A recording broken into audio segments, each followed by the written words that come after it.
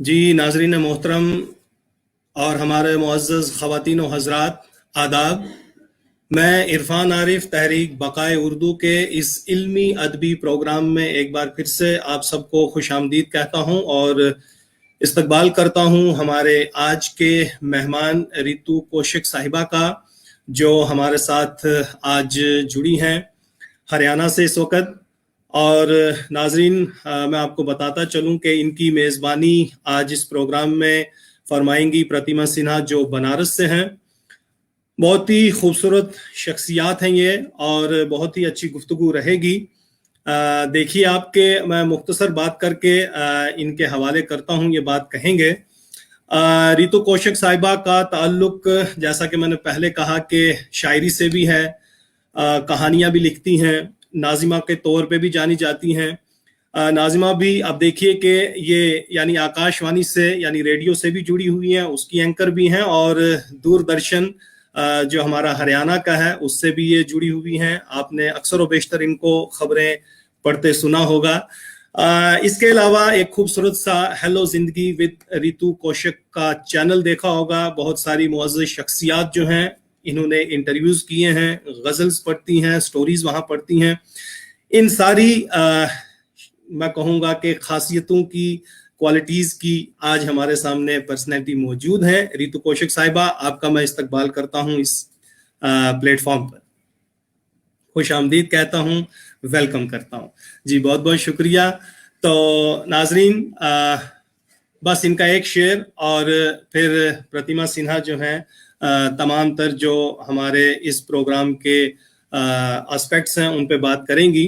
शेर देखिएगा कि यूं तो इनके बहुत सारे अशार इनके जब आप फेसबुक प्रोफाइल पे देखेंगे, बट वही है कि पसंद अपनी अपनी।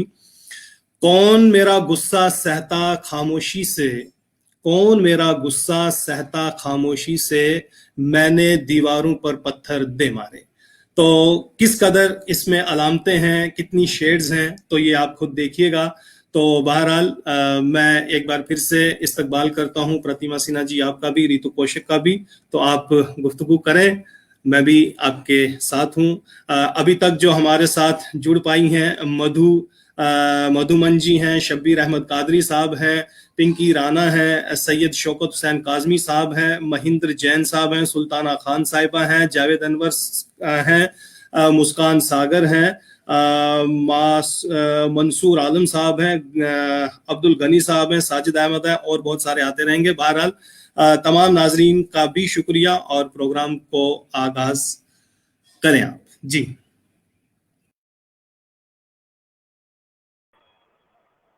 बहुत बहुत शुक्रिया इरफान आरिफ साहब, और तहरीक के हमारे बेहद खूबसूरत प्रोग्राम में आज की शाम हम रितु कौशिक जी का स्वागत करते हैं, अभिनंदन करते हैं, खुशामदीद और बहुत बहुत खैर मकदम आपका रितु जी। और आज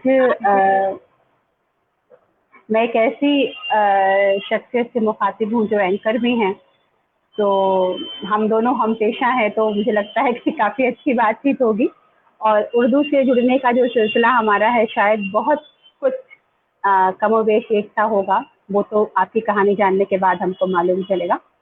तो सबसे पहले आपका बहुत बहुत स्वागत। और मेरा पहला सवाल आपसे है, और कमाल की बात यह है, बातचीत शुरू करूं इससे पहले मुझे एक बहुत ही मज़ेदार जुमला, क्योंकि हम दोनों आज ख़वातीन यहाँ पे मौजूद हैं और थोड़ा बहुत हल्का फुल्का मज़ेदार माहौल भी होते रहना चाहिए अदब के साथ।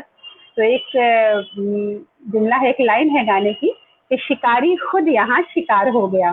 तो आज रितु जी तो जो तमाम शख्सियात का इंटरव्यू लेती रही हैं आज तक, आज खुद इंटरव्यू देने के लिए यहाँ पे मौजूद हैं। तो बस यूँ लग रहा है कि जो हमेशा अपने कहते हैं ना कि अपनी तलवार की धार पर सबको रखती थी, आज हम लोगों की तलवार की धार पे हैं। लेकिन ये बहुत ही खूबसूरत शाम होगी, ये मुझे पूरा यकीन है।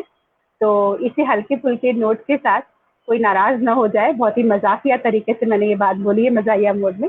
मैं पहला सवाल करूंगी रितु जी से कि रितु जी, आप की शुरुआती जिंदगी, जो हमारे प्रोग्राम में हम पहले पूछते हैं कि आपकी शुरुआती ज़िंदगी, आपकी शुरुआती तालीम, तरबियत, इन सब का सिलसिला कहाँ रहा, कैसे रहा, और आप आज जहाँ पर हैं वहाँ तक कैसे पहुँची, इसके बारे में मुख्तसर में हमें बताएं। सबसे पहले तो नमस्कार सभी को, आदाब जो भी जुड़े हैं यहाँ आज इस प्रोग्राम में। और सबसे पहले तहरीक बकाए उर्दू का, आपका, इरफान आरिफ साहब का, सभी का शुक्रिया कि मुझे इस काबिल समझा कि मैं यहाँ पर सबके रूबरू आऊं और अपने बारे में कुछ बताऊं, सबसे शेयर करूं। तो प्रतिमा जी, जो सबसे पहले आपने पूछा मेरी शुरुआती जिंदगी के बारे में, तो मैं बेसिकली हरियाणा से हूँ। हरियाणा में एक गांव है बहल, असल में तहसील है, वहां से मैं बिलोंग करती हूँ और यहीं पे पैदा यहीं पे हुई। लेकिन उसके बाद जो मेरे पापा हैं वो यहाँ से चले गए थे उत्तर प्रदेश में, क्योंकि वहां पर जॉब के सिलसिले में जाना हुआ उनका। और बिरला ग्रुप की एक बहुत बड़ी कंसर्न है एल्यूमिनियम की, जिसका नाम है हिंडाल्को, उसमें वो एम्प्लॉय रहे। तो मेरी जो शिक्षा है, पढ़ाई है, वो सब वहीं हुई। बनारस के पास ही ये जगह है, रेणुकूट, बहुत प्यारा सा शहर है, तो जहाँ पर मेरी पढ़ाई लिखाई और सभी कुछ हुआ। तो जब मैं ग्रेजुएशन में थी तो मुझे 30-35 किलोमीटर दूर जाना पड़ता था जहाँ हमारा कॉलेज था, क्योंकि जो साइंस की पढ़ाई मैं कर रही थी, बीएससी किया मैंने पहले, तो वहां पे साइंस का कॉलेज नहीं था, तो हमें बस से जाना पड़ता था काफी दूर। तो उसके बाद जब वहां पर जाना हुआ तो वहीं पर आकाशवाणी थोड़ी सी दूरी पर ही था, वॉकिंग डिस्टेंस पे। तो बस शौक शौक में, क्योंकि लिखने की जो मेरी हॉबी थी, शौक कहिए, वो 9th-10th क्लास से ही शुरू हो गया था। तो जो भी उल्टा सीधा लिखती थी, जो भी मन में आता था, जो एहसास है मन के, वो उकेरा करती थी, तो ऐसे ही लिखती थी। तो जब आकाशवाणी मिला तो मन किया कि यहाँ पे अपने जो भाव हैं वो क्यों ना कहे जाए। शुरू में छोटी सी थी, तब मम्मी को सुनती थी कि वो रेडियो सुनती हैं, और उस टाइम रेडियो सबसे प्रचलित माध्यम हुआ करता था मनोरंजन का। तो उनके साथ सुनती थी, तो मन करता था कभी इस डिब्बे में से मेरी भी आवाज आए तो कैसा रहे। तो ये एक छोटा सा सपना था जो बचपन में ही अंकुरित हो गया था। तो जब आकाशवाणी इतना पास देखा तो वहां जाके मिली, तो उन लोगों ने कहा कि बिल्कुल अगर आप कुछ लिखती हैं, पढ़ती हैं, तो बिल्कुल आप आइए। तो गोष्ठियों के जरिए वहां से जुड़ी मैं, शुरुआत वहीं से हुई। और उसके बाद जब कॉलेज खत्म हुआ तो मैंने ऑडिशन दे दिया था एज अ कंपेयर, जो प्रोग्रामर होते हैं वहां, और लकीली मेरा वहां चुनाव हो गया और वहां पे मैं एक कंपेयर के तौर पे काम करने लगी। उसके बाद जैसे जैसे पढ़ाई पूरी हुई, बीएससी किया, उसके बाद मैंने एमएससी किया एनवायरमेंटल साइंस में। फिर पापा का रिटायरमेंट हो गया वहां से, क्योंकि वो जॉब में थे तो सेवानिवृत्ति तो होनी ही थी।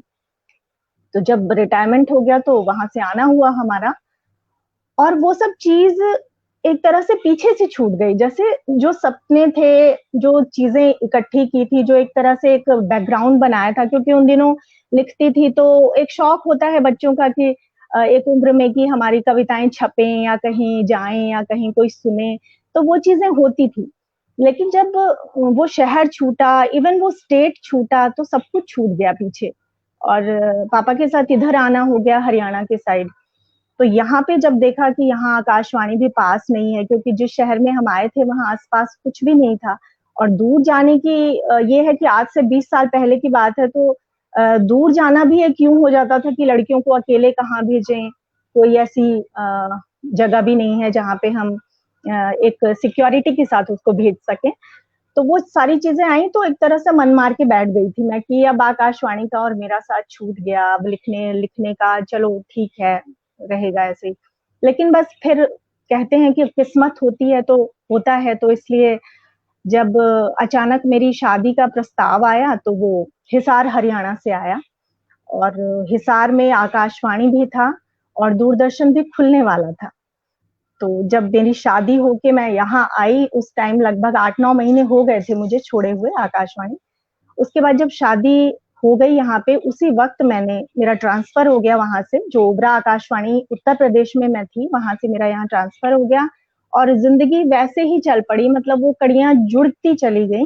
और शादी के 1 साल बाद दूरदर्शन में सबसे पहले अनाउंसमेंट की वैकेंसीज निकली थी, जिसमें मैंने अप्लाई किया था। उस टाइम बिल्कुल नया नया बना था वो, तो हमने बड़े उत्साह के साथ उसको जो भी ऑडिशन था दिया, अनाउंसमेंट में सिलेक्शन हुआ। उसके बाद न्यूज रीडिंग का निकला, उसमें ऑडिशन हुआ, हमारी जो टेस्ट था वो हुआ, स्क्रीन टेस्ट हुआ और उसके बाद वहां भी चयन हो गया।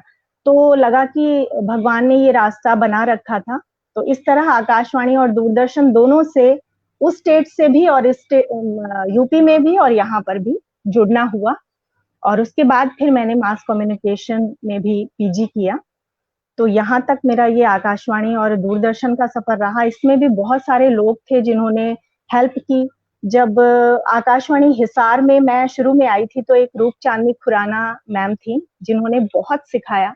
कहते हैं जैसे पत्थर को तराश कर हीरा बनाया जाता है, उन्होंने ही किया, क्योंकि उस वक्त इतना पता नहीं था तलफ्फुज का भी और चीजों का कईयों का नहीं पता था, तो उन्होंने बहुत चीजें सिखाई।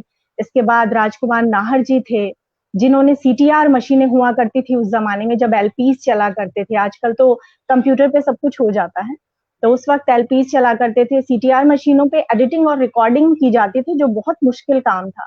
तो उन्होंने वो सिखाया जो आज यहाँ हिसार दूरदर्शन में जो डायरेक्टर के पद पे आए हुए हैं।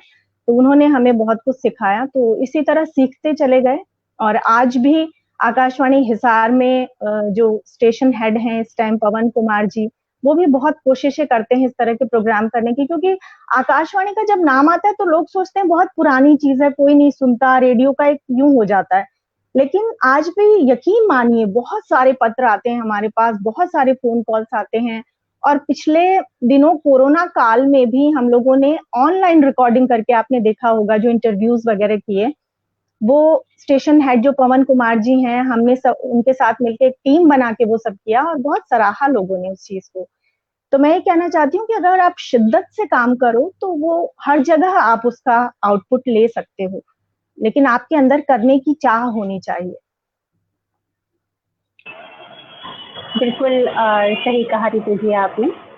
और जब आप बता रही थी कि आप हिंडाल्को में थी और आपने रेडियो स्टेशन पर जाकर ऑडिशन दिया, तो मुझे लगा था कि वो ओबरा स्टेशन होना चाहिए, क्योंकि वो हिंडाल्को के पास ओबरा ही है। और मैं सब कुछ बहुत कहते हैं ना विजुलाइज कर पाना, देख पाना, क्योंकि ये सारा कुछ मेरा अपना इलाका है। और फिर जो आपने बात बताई वो स्कूल वाली और एलपी जब हम बजाया करते थे, तो मुझे भी अपने 20 साल 25 साल पहले के रेडियो के दिन याद आ गए, आकाशवाणी वाराणसी के। और ये मुझे वाकई में महसूस अंदर से होता है कि जब हमारी तरबियत, अगर हम एंकर हैं या अनाउंसर हैं और हमारी शुरुआती तालीम अगर रेडियो में हुई है तो वह बहुत पक्की तालीम होती है।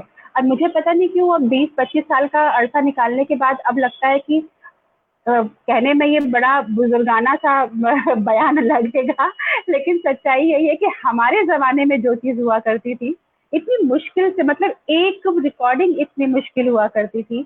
अब कंप्यूटर के एक क्लिक पे हम कोई भी गाना खोज के निकाल लाते हैं, तब हम दिन भर लाइब्रेरीज में बैठे रहते थे, कभी कुछ गलत बज सकता था, बहुत कुछ चीज़ें थी। तो बहरहाल ये तो पुरानी दिनों के वापस याद आ जाने वाली बात है। और एक कमाल की बात है कि आज तीनों जो यहाँ बैठे हैं तीनों रेडियो से हैं। मुझे भी एक बात याद आई थी जी, इसीलिए मैंने इंटर किया कि मैं भी जब नया 2000 ये आकाशवाणी का तहरीक बकाए उर्दू केंद्र है। जी। मैं भी जब 2003 के आसपास जब हम गए तो ना बड़ी बड़ी वो सीडीज हुआ करती थी, फिर वो उठा के उसके ऊपर क्लिप रखना है ना, और फिर वो चलना, कोई और ट्रैक ना चल जाए। आज तो बस वो सीडी है, क्लिक किया है ना, तो काफी चेंज आ गया। बहरहाल मैं एक बात और शेयर करना चाहूंगी कि जब शुरू में मैंने ट्रेनिंग शुरू की थी तो लगभग 35 किलोमीटर था हमारा जो रेणुकूट था वो ओबरा से। तो जब मैं ट्रेनिंग के लिए वहां आती थी तो मैंने रेंट पे लिया हुआ था घर, तो लोग यूं नजरों से, अजीब सी नजरों से देखते थे कि ये ट्रेनिंग के लिए इतनी दूर से क्यों आई है। मतलब लोगों को ये लगता था कि ये इतने से काम के लिए इतनी ज्यादा मेहनत की क्या जरूरत है, लेकिन वो जुनून था एक सर पे कि नहीं यही काम करना है। क्योंकि मुझे लगता था कि हर दूसरा आदमी जो काम करता है वो मुझे नहीं करना है, मुझे कुछ अलग करना है।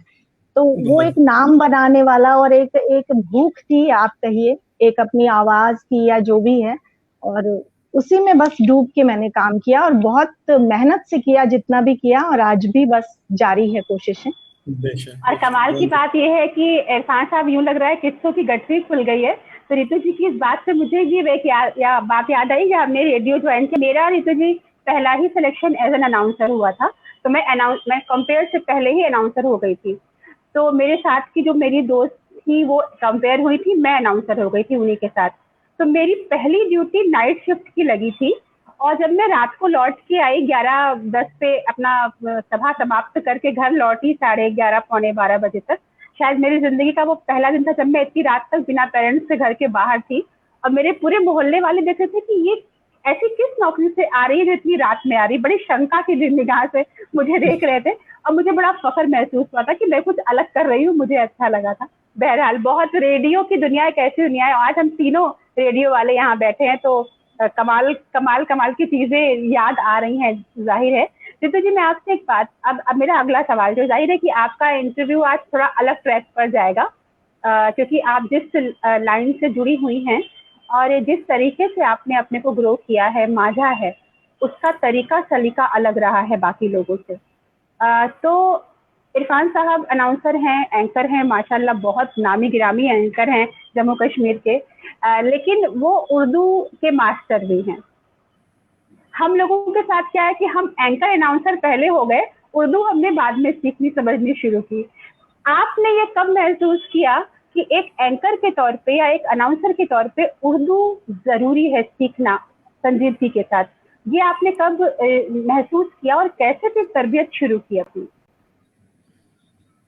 जी, दरअसल जब मैं ओबरा में ही थी तो वहाँ पे कुछ लोग ऐसे थे जिनका जो तलफ़्फ़ुज़ है, प्रोनंसिएशन है, वो बहुत अच्छा था, और उन्हीं से मैंने वहीं से कोशिशें की कि रोज़ 10 वर्ड्स उनसे लिख लेती थी उर्दू के, और उसके बाद उनकी प्रैक्टिस किया करती थी। तो धीरे-धीरे वो होता गया, और जब मैं हिसार आई तो यहाँ पर भी आके मुझे लगा कि क्योंकि जो स्क्रिप्ट भी होती है हमारी, जो पूछी जाती है, उसमें भी हिंदी, इंग्लिश और उर्दू तीनों का जो उच्चारण होता है, वो क्लियर होना चाहिए। बिल्कुल। तो इसीलिए, और दूसरी बात, उर्दू बहुत मीठी भाषा है, मुझे शुरू से ही पसंद भी है, तो लगता है कि हिंदी और उर्दू दोनों बहनें हैं, तो ये आनी चाहिए। भाषाएँ जितनी आएँ उतनी अच्छी चीज़ है, और गज़लों में जहाँ तक बात है कि उर्दू ना हो तो थोड़ी खूबसूरती-सी कम लगती है उसकी। तो मुझे शौक शुरू से था, और अब तक मेरी कोशिशें जारी हैं। अभी मैं सीख नहीं पाई हूँ पूरी तरह से, लेकिन मैं सीखना चाहती हूँ, और चाहती हूँ कि मैं पढ़ना भी सीखूँ। बहुत अच्छा। और ये सच कहा आपने कि जुबान कोई भी हो वो सीखना बहुत अच्छा लगता है। मैं इसीलिए बीच में बोल रहा हूँ, वरना मैं ना बोलता। चाहे वो मधु जी हो, साजिद हो, एहतशाम हसन है हमारे पाकिस्तान से, फरत साहिबा हैं अमेरिका से, उसके बाद चौधरी कलीमुद्दीन हैं, राजीव जी हैं, तिलक सेठी जी हैं, नफीसा सुल्ताना कल हमारे प्रोग्राम में थी, वो भी यहाँ है, महेंद्र जैन साहब हैं। तो मैं सिर्फ नाम गिन रहा हूँ, मुस्कान सागर हैं, ये सब आपको सलाम आदाब। राजेश दिलबर सुल्तानपुरी साहब हैं, सब ने कहा है कि दिल बाग बाग हो गया, बहुत अच्छा तलफ़ुज़ है, हिंदी का भी उर्दू का भी बहुत अच्छा लग रहा है हमें भी सुन के। जी, अशरफ अली फातिमी साहब हैं, अमरजीत कौर नैयर साहब हैं, जी बहुत अच्छा बोल रही हैं रितु जी। तो ये तमाम जो हमें फीडबैक मिलता है पहुंचाते इसलिए हैं क्योंकि इसमें बहुत सारे आपके भी कुछ दोस्त अहबाब होते हैं, तो जिनको सुन के वाकई अच्छा लगता है। तहरीक बकाए उर्दू की मोहब्बतें हैं। शुक्रिया एहतशाम भाई, आप खुद इस प्रोग्राम का हिस्सा बने थे, बहुत अच्छे शायर भी हैं। उर्दू को जानना सीखना यकीनन बहुत मेहनत का काम है। इस बीच में आपने भी सीखा, प्रतिमा जी ने भी सीखा। हम तो खैर जब बोलेंगे हमारी उर्दू पे उतना ध्यान नहीं देते हैं, लेकिन जब आप बोलते हैं, यानी जिनको हम नॉन उर्दू वाले कहते हैं, वो जब उर्दू बोलते हैं सच में बहुत अच्छा लगता है, और फिर इतनी नफीस साफ। जी, अब आपका सवाल होगा कुछ, बस मैंने ये पैगाम पहुंचाने थे। जी, मेरा सवाल रितु जी से अब ये होगा, जैसा कि हम लोगों ने, ये हमारा प्रोग्राम बकाए उर्दू है, तो उर्दू के लिए जो लोग काम कर रहे हैं, जाहिर है हम उनसे बातचीत करने की कोशिश करते हैं, और ऐसे में वो लोग जिनके लिए हम ये मानते हैं कि ये उर्दू से नहीं है, ये उर्दू वाले नहीं हैं, इनकी मातृ ज़बान उर्दू नहीं है, उनका कितना कंट्रीब्यूशन रहा है उर्दू को आगे बढ़ाने में, उर्दू अल्फाज को आगे बढ़ाने में, उर्दू के अदब को आगे बढ़ाने में? तो मैं ज़ाती तौर पे ये मानती हूँ कि जो एंकर अनाउंसर होते हैं, जो स्टेज को संभालते हैं, जो प्रोग्राम को संभालते हैं, उनके लफ्ज़ उनकी बातें, उनका कहने का तरीका सलीका बहुत ज़्यादा मानी रखता है इस मामले में। तो मेरी आवाज़ आ रही है ना? मुझे कुछ डिस्टर्बेंस क्यों दिख रही है अपने प्रोग्राम में? इरफान साहब, आपको मेरी आवाज़ आ रही है? जी बोलें। आवाज़ मेरी आ रही है ना जी आ आपको? रही है आपकी आवाज। हाँ हाँ हाँ।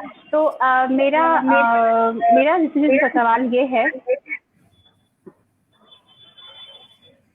तो रितु जी आप जी, मुझे आवाज़ थोड़ी आ रही डिस्टर्ब है हुई, ना? मगर मैं सवाल अपना।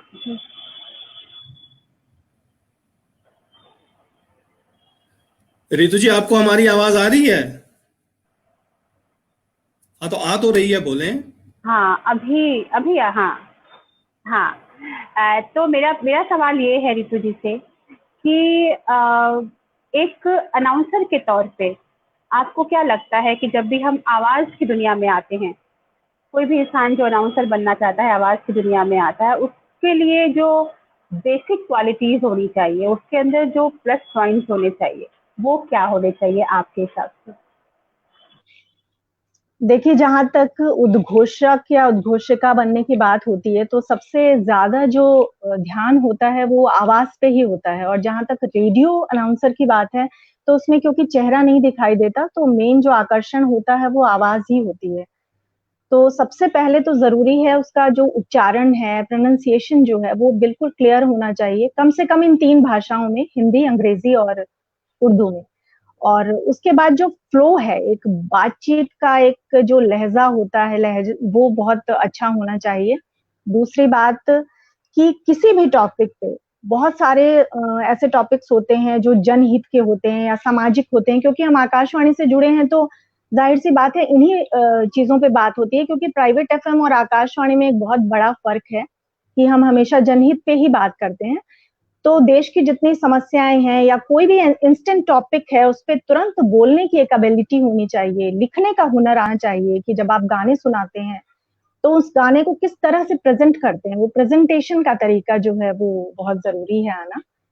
तो ये कुछ चीज़ें हैं जो मुझे लगता है कि एक प्रेज़ेंटर में, एक उद्घोषक में बहुत ज़रूरी हैं होनी। बेशक। अ, जी। जी, इरफान साहब बोलिए, आप कुछ बोलना चाह रहे थे? नहीं, मैं बेशक कह के यही कह रहा हूँ कि बहुत ही अच्छी इंफॉर्मेशन दी इन्होंने कि हालात हाजरा पर, यानी जो करंट टॉपिक्स होते हैं, जो भी हमारी प्रॉब्लम्स होती हैं, सिचुएशंस होती हैं, उनको कैसे हैंडल करना है लफ्ज़ों के ज़रिए, आवाज़ के ज़रिए। और आवाज़ ही पहचान होती है हमारे दूरदर्शन पर हो, अपने आकाशवाणी पर। तो कई लोग कहते हैं कि बस ये उसका यानी अब ये उसकी आवाज़ है। तो यही आवाज़ जो पहचान बनती है, इसी को लेके अपना जो है किरदार संवरता है, और उसको ज़्यादा निखारने के लिए, जैसा कि आपने भी कहा, वोकैबुलरी को इम्प्रूव करना चाहिए, चाहे वो उर्दू की हो, हिंदी की हो, इंग्लिश की हो। महेंद्र जैन साहब का भी यही कहना है, साजिद साहब का भी यही कहना है, तिलक सेठी साहब का भी यही कहना, बहुत सारे लोग नए, अमीन साहब आपका शुक्रिया, मोहम्मद अली ताज साहब आपका शुक्रिया, कलीम साहब आपका भी शुक्रिया, परवेज मुजफ्फर साहब, मुजफ्फर हनफी साहब के बड़े साहबजादे हैं, ये भी कह रहे हैं। तो बहरहाल सबका शुक्रिया अदा करते हुए मैं ये जानना चाहूंगा कि जैसे आपको भी मैं बता दूं, इन्होंने एनवायरनमेंट साइंस या मास कम्युनिकेशन जैसी यानी डिग्रीज हासिल की हुई हैं, उसके साथ साथ रेडियो के साथ भी जुड़ी रही। इन्वायरमेंट खुद एक, यानी हम अगर कहें तो माहौलियात के हवाले से बात होती है। इस बीच में ये अदबी दुनिया में कैसे आपकी एंट्री हुई, मैं इसकी तरफ आपको लेके आना चाहता हूं, क्योंकि बातें और बहुत सारी आती जाएंगी। रेडियो का एक हिस्सा हमने मान लिया, लेकिन इस बीच में आप, क्योंकि बहुत अच्छा एक प्लेटफॉर्म है शायरी का जहां आपको हम देखते हैं, तो इसकी तरफ कैसे आपका आना हुआ? जैसा कि मैंने पहले बताया कि 9th-10th क्लास से मेरी जो ये शुरुआत है कि दिल से निकले भावों को व्यक्त करना, ये सब चीज़ें शुरू हो चुकी थी। और जैसा भी कच्चा-पक्का मुझे आता था, मैं लिखती थी और रेडियो पे भी बोलती थी। मेरे ख़्याल से बहरों की पूरी जानकारी मुझे नहीं थी, लेकिन गुनगुना के लिखती थी ग़ज़लें मैं। उसके बाद फिर जैसे ही शादी वाला जो स्टेप आया ज़िंदगी में, तो ज़ाहिर-सी बात है किसी भी लड़की की लाइफ़ में जब शादी होती है, तो वो एक नया मोड़ होता है लाइफ में। और मेरे लिए ये था कि जैसे होता है एक छोटे से पौधे को उखाड़ के आप एक जमीन से दूसरी जमीन पे लगाते हैं, वही वाली बात हुई मेरे साथ भी कि एक जहाँ पे मेरा सर्कल था, जहाँ मेरे अपने लोग थे, वहां से उठा के मुझे एकदम से हरियाणा में ला दिया जहाँ पे मेरा कोई नहीं था। मैं पैदा जरूर हुई थी लेकिन मैंने कभी किसी को जाना नहीं, कुछ देखा नहीं यहाँ पे। और फिर एकदम से समझ नहीं आया कि क्या करूं, कैसे करूं। फिर शादी हुई, फिर बच्चों की जिम्मेदारियां, और वो जो एक कहते हैं ना कि जो उम्मीदें थी मेरी, जो इच्छाएं थी, जो शौक था, वो जिम्मेदारियों के तले दबता चला गया। लेकिन दबा जरूर, लेकिन वो शौक मरा नहीं, वो सांसें ले रहा था। और मैं क्या करती थी कि आकाशवाणी में जाती और जितना भी मुझे टाइम मिलता उसमें वो लिखती। जैसे कुछ प्रोग्राम्स होते हैं, आपको तो पता ही होगा, जैसे महफिल होती थी या जो भी प्रोग्राम्स होते थे, तो with in half an hour मैं उसको तैयार करती और उसके बाद बोल के और वो कागज वहीं पे डस्टबिन में डाल के वापस आ जाती। तो हमारी जो खुराना मैम है, उन्होंने कहा कि बेटा ये जो तुम कर रही हो ये अपने बच्चे मारने जैसा है, ये काम नहीं करना चाहिए, तुम्हें इसको कलेक्ट करना चाहिए। तो मुझे तब लगा कि हाँ, मुझे ये जो मैंने लिखा है ये कम से कम मैं घर तक ले जाऊं। तो तब मैंने थोड़ा थोड़ा कलेक्शन शुरू किया, लेकिन फिर भी इतना वक्त नहीं मिलता था कि मैं लिखूं और मतलब कहीं पे मैं जाऊं, किसी अखबार में कांटेक्ट करूं या कहीं करूं। तो वो मुझ तक ही सीमित था। धीरे धीरे फिर बच्चे बड़े हुए, उसके बाद फिर थोड़ी थोड़ी जिम्मेदारियां कम हुई। तो एक दिन अचानक मैं शॉर्ट स्टोरीज भी लिखती थी उन दिनों, थोड़ी बहुत लिखी थी मैंने। तो शॉर्ट स्टोरी एक ऐसे ही लिख के, उस टाइम सोशल मीडिया आ चुका था, क्योंकि वही बात है प्रतिमा जी आप वाली कि हमारे जमाने में तो सोशल मीडिया हुआ नहीं करता था। तो जब सोशल मीडिया आया तो मैंने वो 4-6 लाइन की जो लघु कथा कहते हैं जिसको, वो मैंने टाइप करके उस पर डाल दी। तो हमारे जो दूरदर्शन के एक कर्मचारी हैं, रंजीत टाडा सर, उन्होंने वो देखा और उन्होंने मुझे तुरंत कांटेक्ट किया और बोले रितु तुम मेरे घर पे आ जाओ, हम एक गोष्ठी रख रहे हैं। तो लोगों के मतलब कैमरे में फेमिलियर होना अलग बात है, स्टूडियो में एक बंद कमरे में आप बोल लेते हो, आप न्यूज में कैमरे के सामने प्रॉम्प्टर के सामने बैठ के आप न्यूज पढ़ सकते हो, लेकिन 8-10 लोगों के सामने बैठ के बोलना उस वक्त मेरे लिए इतना मुश्किल काम था। मैंने कहा नहीं सर, मैं नहीं आ सकती, मैं सिर्फ ऐसे ही लिखती हूँ, मुझे इतना शौक नहीं है कि मैं आऊं। तो उन्होंने बहुत इंसिस्ट किया, बोले नहीं नहीं तुम्हें आना है। और उसके बाद जो मेरा बेटा है, उस वक्त होगा कोई 12-13 साल का, उसने कहा नहीं मम्मा यू शुड गो, आपको जाना है, आपको जाना है। आप डायरियां ऐसे आप ऊपर रखी हैं आपकी, उसने देखा किसी दिन तो उसको लगा कि कुछ है लेकिन ये लिखती नहीं है। तो उस बच्चे ने मुझे एक तरह से फोर्स कर करके वहां भेजा। वहां मैं गई, वहां 10-12 लोग थे, उनके बीच में डरते डरते पढ़ा। उन लोगों ने थोड़ा सराहा और थोड़ी सी हिम्मत मिली कि हाँ मैं लोगों के सामने भी बोल सकती हूँ। वहां से फिर एक फ्रेंड मिली जिन्होंने दूसरे दिन मुझे अपनी एक काव्य गोष्ठी में आमंत्रित किया, और वहां पे भी मैं ना ना करते करते बेटे के कहने पर चली गई। और वहां मुझे अभी जो मुझे सुन रहे हैं, शायद देख रहे हैं, महेंद्र जैन सर मिले। और जैन सर के मिलने के बाद मेरी जो साहित्य का की यात्रा है, मैं कह सकती हूँ कि शुरू हुई। महेंद्र जैन सर एक वरिष्ठ साहित्यकार हैं हमारे हिसार हरियाणा में, और बहुत अच्छा एक मंच चलाते हैं, चंदन साहित्य मंच, और बहुत अच्छे अच्छे प्रोग्राम्स करते हैं। और काफी किताबें लिखी हैं इन्होंने, बहुत अच्छी यात्रा रही है इनकी साहित्य की। तो इन्होंने जब मेरी गजलें देखी तो इन्हें लगा कि इसे कहना चाहिए भाई तुम आओ आगे बढ़ो। और इन्होंने फिर अपने मंच के जरिए मुझे बुलाना शुरू किया। वहां भी डरते डरते पढ़ना शुरू किया मैंने, और आते आते फिर लगा कि हाँ हिम्मत है पढ़ने की। और फिर मैंने थोड़ा थोड़ा गजलें लिखना भी शुरू किया, क्योंकि उस वक्त तक थोड़ी जिम्मेदारियां निपट गई थी।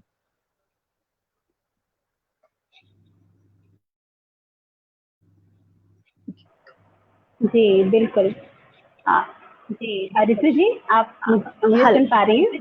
हाँ जी, हाँ जी, मुझे सुन पा रही हैं? जी जी जी तो तब तक थोड़ी जिम्मेदारियां भी निपट गई थी, तो इसलिए मैं थोड़ी थोड़ी हिम्मत करने लगी। उसके बाद फिर सोशल मीडिया से जुड़ाव हुआ। उन दिनों एक मंच था, नवोदित साहित्यकार मंच, जिसे दीपक नगाइच रोशन साहब चलाते थे, बहुत अच्छे शायर हैं, उदयपुर के रहने वाले हैं। तो वहां मैं जुड़ी, वहां से भी बहुत कुछ सीखा। मैं ये नहीं कहूंगी कि किसी एक इंसान से मैंने सीखा, मैं ये कहना चाहूंगी कि सभी से सब बहुत कुछ सीखा और आज तक सीख रही हूँ। जिसने भी मुझे टोका उसी से मैंने कुछ ना कुछ सीख लिया। और उस टाइम रोशन साहब थे, कुछ अटकती थी, कहीं पे कुछ प्रॉब्लम होती थी तो उनसे पूछ लेती थी और वो बहुत अच्छा गाइड करते थे। उसके बाद उन्होंने दिल्ली में पब्लिक लाइब्रेरी में एक प्रोग्राम रखा जहाँ शुभमस्तु किताब थी जो जिसका गजलों का साझा संकलन उन्होंने निकाला था। तो वहां पे मुझे इनवाइट किया, वहां पे मैं गई, वहां बहुत सारे अच्छे अच्छे शायर थे, विजय स्वर्णकार जी थे, सीमाब सुल्तानपुरी साहब थे, आदिक भारती साहब, दरवेश भारती साहब, इन सबसे मिलना हुआ, इनके सामने पढ़ने का मौका मिला, बहुत अच्छा फील हुआ। और उसके बाद बस फिर ये सिलसिला कह सकती हूँ कि चल पड़ा। फिर बारी आई सुखनवर की, सुखनवर संगम जो कि शेषधर तिवारी सर चलाते हैं, वो भी बहुत अच्छे शायर हैं। और उन्होंने फिर मुझे सुखनवर में इनवाइट किया, कहीं उन्होंने मेरी गजलें पढ़ी फेसबुक पे और उससे मुतासिर होकर उन्होंने मुझे वहां इनवाइट किया। वहां पे मैं दिल्ली गई, वहां भी बहुत अच्छे अच्छे शायर थे, उनसे मिली मैं। उसके बाद फिर जयपुर में उन्होंने एक और दूसरा प्रोग्राम किया था। हर 6 महीने में वो सुखनवर संगम के प्रोग्राम करते थे। तो वहाँ मीना नकवी साहिबा जो अब नहीं है इस दुनिया में, उनसे मुलाकात हुई। तो बहुत अच्छे अच्छे लोग मिले। फिर सुखनवर की जो वीडियो अपलोड हुई, उस वीडियो को देखकर बज़्म अदब से अरशद बदायूनी है, उन्होंने मुझे कांटेक्ट किया और उन्होंने कहा कि मुझे आपकी गजलें अच्छी लगी तो आप बज़्म अदब में क्या आप बदायूं आ सकती हैं। ये सुन के मुझे बहुत अजीब लगा कि इतनी दूर बदायूं हिसार से मैं कैसे जाऊंगी। तो एक बार तो मैंने मना कर दिया कि नहीं, मैं नहीं इतनी दूर आ सकती। दूसरी एक और बात बताऊंगी कि वो मुस्लिम बाहुल्य इलाका है, मुस्लिम्स बहुत हैं उधर। तो एक मन में डर होता है कि कहीं ऐसा ना हो कि वहां पे आप अनजान हो, कहीं कुछ प्रॉब्लम ना हो जाए। लेकिन जब उनसे बात हुई तो एक बातचीत से भी इंसान का पता चल जाता है। तो हिम्मत करके मैं अपने हस्बैंड के साथ बदायूं गई और यकीन मानिए मुझे वहां इतना अच्छा फील हुआ जितना कि अपने घर में भी फील नहीं होता। इतने अच्छे से उन्होंने अपने घर में हमारे रहने की व्यवस्था की, अपने जो भी पेरेंट्स थे उनके सामने वहां पे हम सब रुके। और वहां पे फहमी बदायूनी साहब थे, हसीब सोज साहब थे, शम्स बदायूनी सर थे और आलम खुर्शीद साहब थे। तो उन लोगों के सामने पढ़ने का मौका मिला और उन्होंने फिर तारीफ की उस चीज की, हमें बताया कि भाई इस तरह से चीजें होती हैं, आपको ऐसे आगे जाना चाहिए, कुछ टिप्स दिए जो कि वास्तव में एक बहुत मूल्यवान है मेरे लिए, बहुत अहमियत रखते हैं। तो वहां बज़्म अदब के बाद मुझे सच में वहां पे एक बदायूं में मुशायरों का एक अलग माहौल भी है। एक कहते हैं ना जो जेन्युइन चीजें हैं जो वो समझ में आती है। वहां ऑडियंस ऐसे बटोरनी नहीं पड़ती, वहां पे यूं छतों पे और ऐसे बाहर भीड़ लग जाती है लोगों की, सुनने वालों की। वो इतने शौकीन है मुशायरों के। उसके बाद फिर 2 बार मैं गजल कुंभ में शामिल हुई दिल्ली में, जो दीक्षित धनकौरी सर चलाते हैं। वो भी वहां पे भी बहुत अच्छे अच्छे लोगों से, शायरों से, उदय प्रताप सिंह जैसे लोगों से मुलाकात हुई। तो इस तरह बस ये सफर चलता रहा। उसके बाद जश्न अदब में मैंने ऐसे ही कोशिश की। एक बार कुछ एंट्रीज मंगवाई थी उन्होंने, तो उसमें वीडियोस भेजी थी, वहां पे सिलेक्शन हुआ।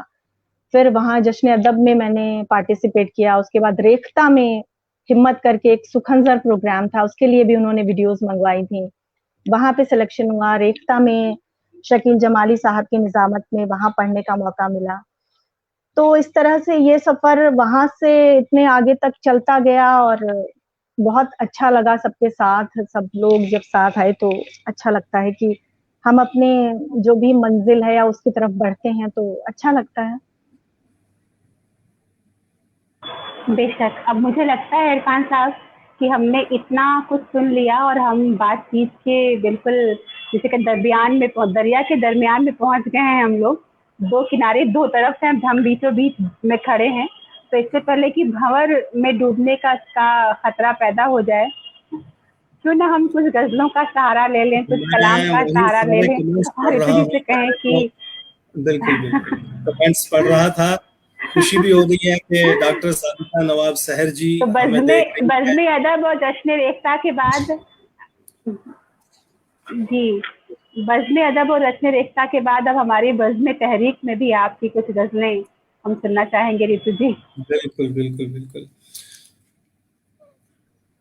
जी जी, जरूर जरूर। मैं आप सबके सामने रख रही हूँ अपने एक गजल का मतला और 2 शेर अर्ज कर रही हूँ कि कोई खुद से बातें करता रहता है, कोई खुद से बातें करता रहता है, अपने घर में शायद तन्हा रहता है।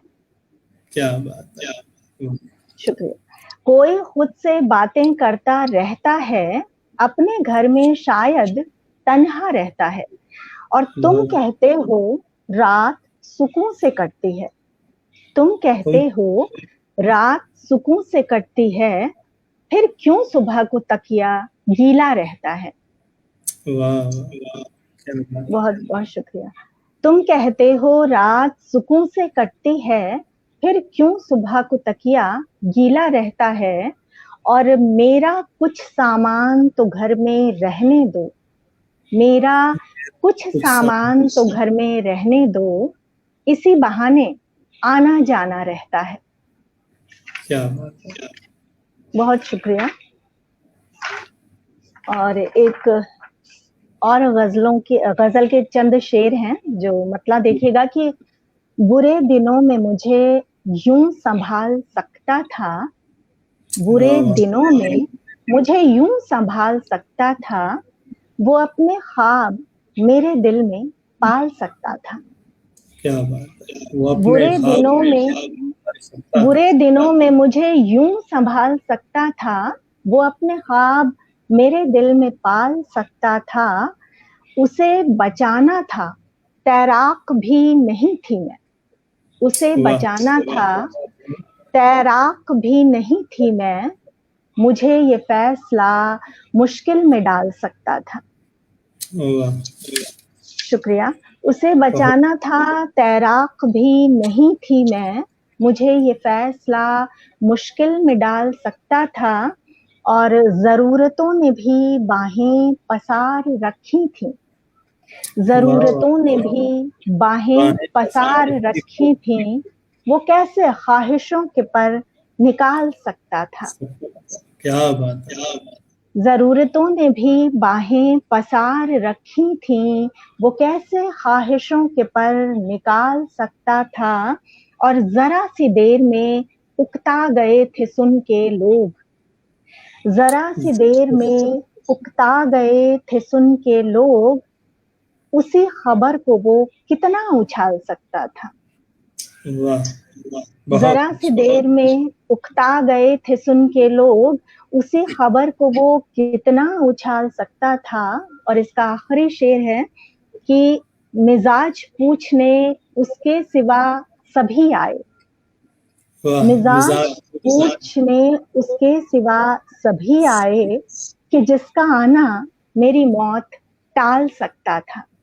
क्या बात, क्या बहुत। मिजाज पूछने उसके सिवा सभी आए, कि जिसका आना मेरी मौत टाल सकता था, बुरे दिनों में मुझे यूं संभाल सकता था, वो अपने ख्वाब मेरे दिल में पाल सकता था।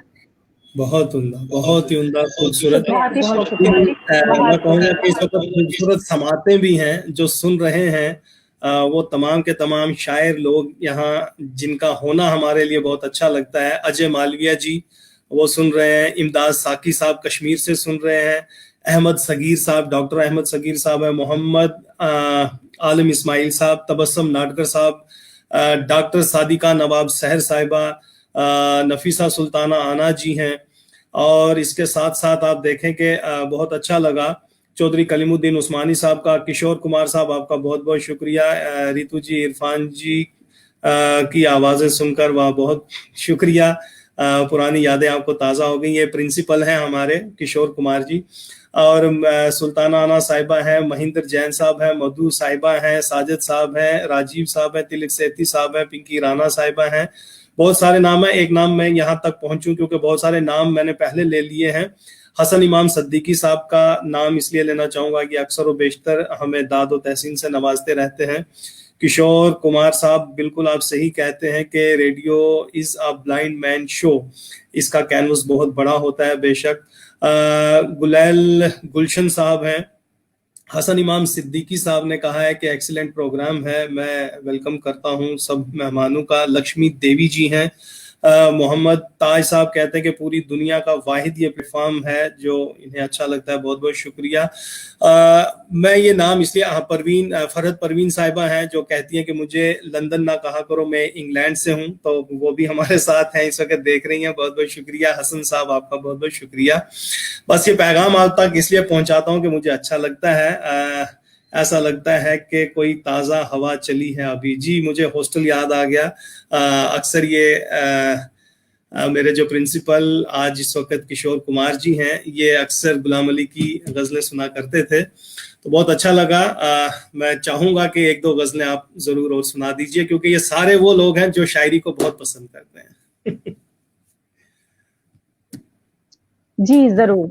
और जब कहते हैं कि किसी चीज की कद्र वाले लोग हों तो और भी अच्छा लगता है कोई चीज सुनाने में।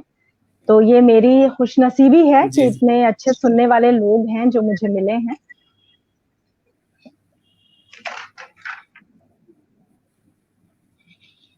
एक गजल पेश कर रही हूँ। मतलब कुछ यूं है कि हर मंजर अब दिखता है धुंधला मुझको, हर वाह मंजर अब दिखता है धुंधला मुझको, पाँव ने यूं रास्ते में छोड़ा मुझको।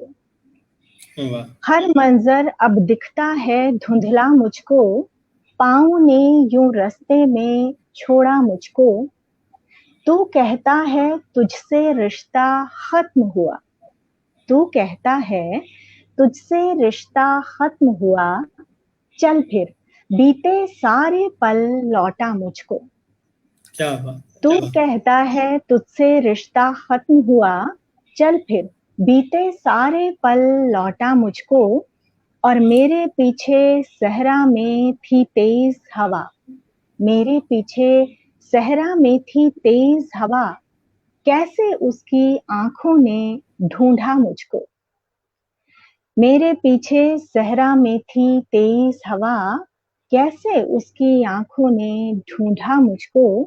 और तुझको अपनी हदे सब्र दिखानी है, तुझको अपनी हदे सब्र दिखानी है, टूट के बैठी हूँ आजा ठुकरा मुझको। तुझको अपनी हदे सब्र दिखानी है, टूट के बैठी हूँ आजा बिखरा मुझको। और आखिरी शेर है कि दीवारों में पौधे उगते देखे हैं, दीवारों में पौधे उगते देखे हैं, मुमकिन क्या है ये तू मत समझा मुझको। दीवारों में पौधे उगते देखे हैं, मुमकिन क्या है ये तू मत समझा मुझको। हर मंजर अब दिखता है धुंधला मुझको, पाँव ने यूं रास्ते में छोड़ा मुझको। वाह, बहुत ही खूबसूरत और बहुत बहुत ही शुक्रिया। बेहतरीन अशार जी जी आपके लिए। और सुनने वाले भी आपको नवाज रहे हैं वाह वाह से, तारीफों से। अ, आप इस तरह अपना हाँ म्यूट करते, क्योंकि आवाज़ थोड़ी सी पलट के आ रही थी। एक सवाल मैं करना चाहूँगी, क्योंकि कमोबेश मैं भी उसी रास्ते की मुसाफिर हूँ। लिखना, पढ़ना, सुनना, सुन के सीखना, फिर सीख कर लिखने की कोशिश करना, फिर मतलब एक एक मुसलसल एक प्रोसेस में रहना कि कैसे-कैसे आपको आगे बढ़ना है। तो एक सवाल मैं आपसे पूछ रही हूँ और जवाब जानना चाहती हूँ कि जब ग़ज़लें आपने लिखनी शुरू की थी, जब आप 9th-10th में लिखना शुरू किया होगा आपने, उस वक़्त तो ज़ाहिर है कि हम जब तक हमारे पास बहुत अदबी माहौल ना रहा हो पहले से, अ, तब अलग बात है, वरना हम टूटी-फूटी ग़ज़ल लिखते हैं, हमें नहीं पता काफ़िया क्या है, रदीफ़ क्या है, बहर क्या है, उर्दू क्या है, अदब क्या है। हम अपने मन की बातों को, जज़्बात को, भाव को ही अल्फ़ाज़ में पिरो देते हैं।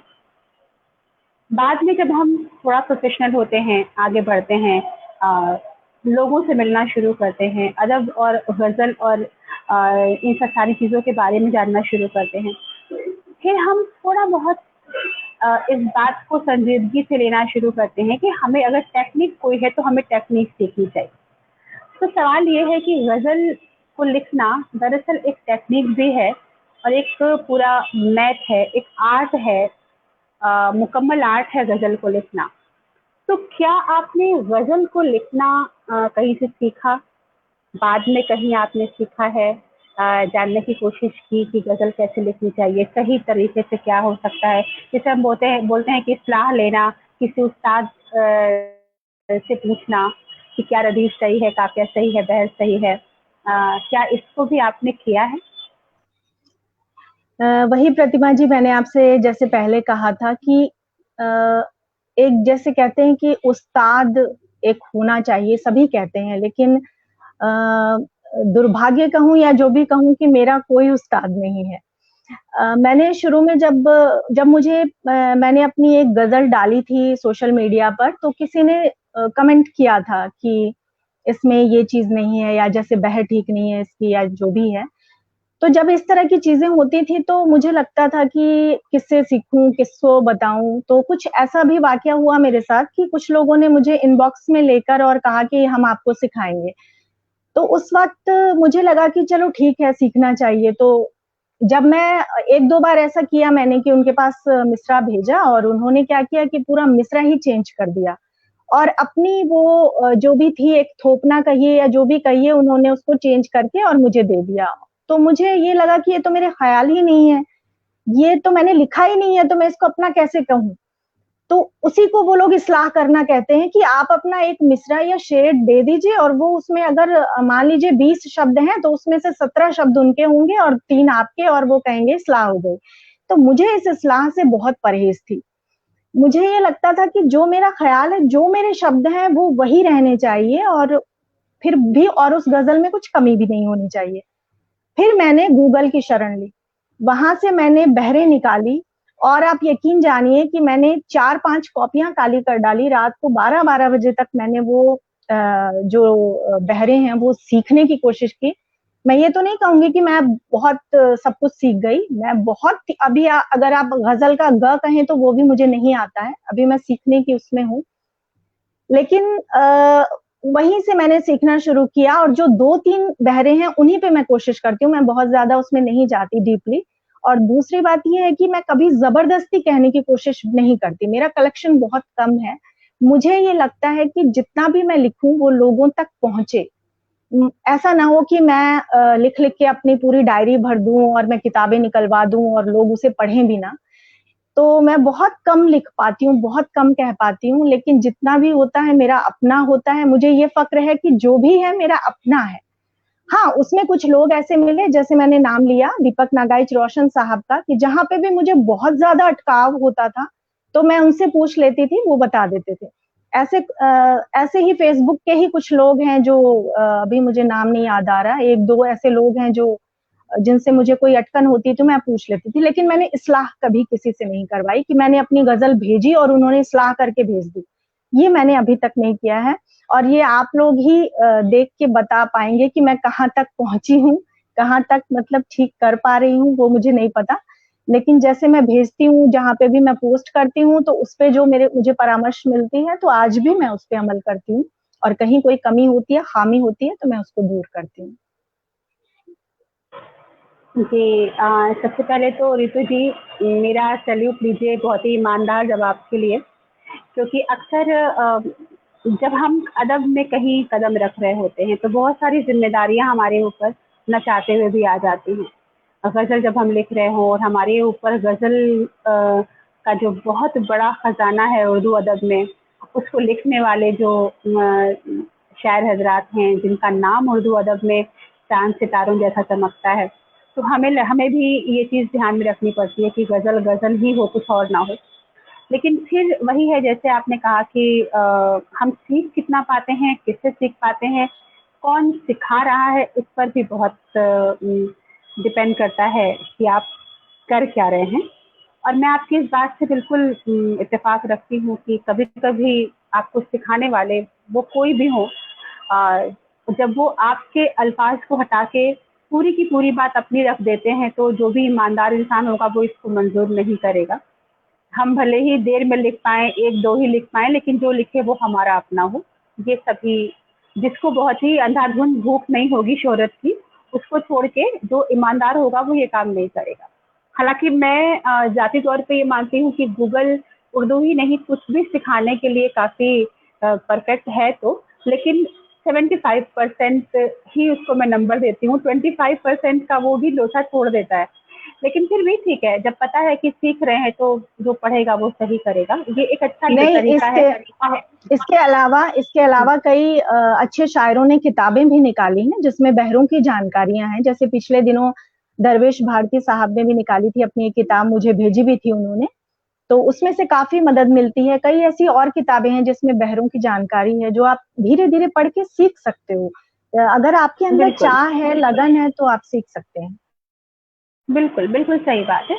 और सीखने का जो प्रोसीजर है वो किसी एक उम्र में नहीं होता, किसी एक वक्त में नहीं होता। आप हमेशा जिंदगी भर अगर आप खुद को सही करना ही चाहते हैं तो उसके लिए पूरा वक्त है जब तक आप करने की ताकत रखते हैं। और हम लोगों के ऊपर, क्योंकि मैं भी ज़ाती तौर पे ये महसूस करती हूँ कि क्योंकि हमारी मादरी ज़बान उर्दू नहीं रही है, तो जब हम लिखते हैं तो अलग से जज होते हैं, अलग से हमको उसके बारे में सोचना समझना पड़ता है और सही बोलने की कोशिश करनी पड़ती है। क्योंकि अगर हम गलत करेंगे तो आसान है कह देना कि आपकी ज़बान उर्दू नहीं है तो आपने गलत बोल दिया, तो ये एक जिम्मेदारी हमारे ऊपर आ जाती है। तो बेशक, लेकिन फिर भी आपने जो भी गज़लें सुनाई वो जहाँ तक मुझे लगता है काफ़ी सही रही हैं। और जिस तरीके से भी अब तक आपने सीखा, हमारे ही यहाँ पे एक एकलव्य की कहानी है जो गुरु की मूर्ति बना के सीखते रहे हैं, जिन्होंने सीखा नहीं, और प्रतिमा वो जी, सबसे बड़े। ये भी मैं जोड़ना चाहूंगी इसमें कि खुली किताब है जो भी मैंने लिखा है या पढ़ा है अभी तक, तो जो भी इसके बारे में कुछ भी बोलता है, कुछ गलत है, सही है, तो मैं बिल्कुल स्वागत करती हूँ उसका, क्योंकि मैं बिल्कुल दावा नहीं करती कि मैं कोई गजलकारा हूँ या मैं कोई शायरा हूँ। मैं बस सिर्फ अपने जो मन के भाव हैं उनको एक तरह से व्यक्त करने की बात करती हूँ। एक शौक है जिसे लोगों तक पहुंचाना चाहती हूँ, बस मेरा इतना ही मकसद है। इसके अलावा मैं कहीं कोई दावा नहीं करती कि मैंने बहुत कुछ सीख लिया है या मैं बहुत अच्छा सब कुछ कर रही हूँ। तो इसलिए मैं सीखने की कोशिशों में रहती हूँ, जहां से भी कुछ भी मिल जाता है तो सीखती रहती हूँ। बेशक बेशक, अच्छा होने का और परफेक्ट होने का दावा तो वही करते हैं जो दरअसल कुछ अपने आप से भी नहीं वाकिफ होते हैं, तो वो परफेक्ट होने का दावा करते हैं, क्योंकि nobody is perfect. Ritu ji, अभी गजल की बात होगी तो रदीफ काफी उबैर की बात होती है, लेकिन आपने कहानियां जो लिखी हैं, आपने जो अफसाने लिखे हैं, अफसानों के साथ अच्छी बात यह है कि उनमें कोई गिनती आपको नहीं करनी है। वहाँ पे अपने जज्बात बिल्कुल आपको आसमान की तरह फैला देने हैं। हालांकि मुझे लगता है कि ये थोड़ा मुश्किल काम है, क्योंकि वहाँ पे आपको किरदार पैदा करने होते हैं, दूसरे के नज़रिए से भी सोच के चलना पड़ता है। तो आपने कहानियां भी लिखी हैं, तो उनका सिलसिला कैसे बना और उन कहानियों को आप किस रास्ते पे ले जा रही हैं, उसको लेके क्या आपका जो आगे है करने का मन या आपकी ख्वाहिश, वो क्या है? इरफान साहब भी आगे शायद वो कुछ बात जोड़ना चाहेंगे। जी, कहानियां भी हमेशा से मेरे दिल के बहुत करीब रही हैं, जैसे कि गजलें रही हैं वैसे ही।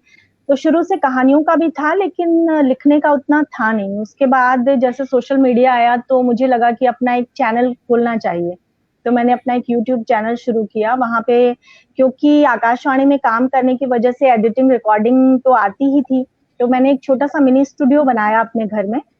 और फिर उतना तो नहीं लिख पाती, जैसा मैंने कहा, क्योंकि दिमाग खाली होना चाहिए। अब 2 बच्चे हैं घर में मेरे, और घर में की भी जिम्मेदारियां होती हैं, फिर दोनों जगह की जॉब्स भी होती हैं, तो उतना नहीं हो पाता। लेकिन कहानियां मैंने संस्मरण के रूप में लिखी हैं, और वो जितनी भी कहानियां हैं मुझसे रिलेटेड है, वो सबकी सब सच्ची कहानियां हैं, और आसपास जो घटता है उन्हीं पे मैंने लिखी हैं, और ज्यादातर में कुछ ना कुछ मैसेज देने की कोशिश की है।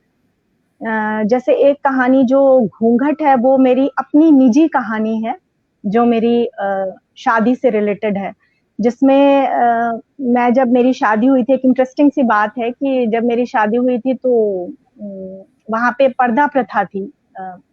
हिंदुओं में भी होती है पर्दा प्रथा, तो वो मुझे बिल्कुल पसंद नहीं थी। तो मैंने जो मेरे होने वाले पति थे उनसे कहा था कि मैं पर्दा नहीं करूंगी, तो उन्होंने कहा था कि ठीक है, नहीं करना। लेकिन जब मैं वहां गई तो वहां पे माहौल कुछ और ही था।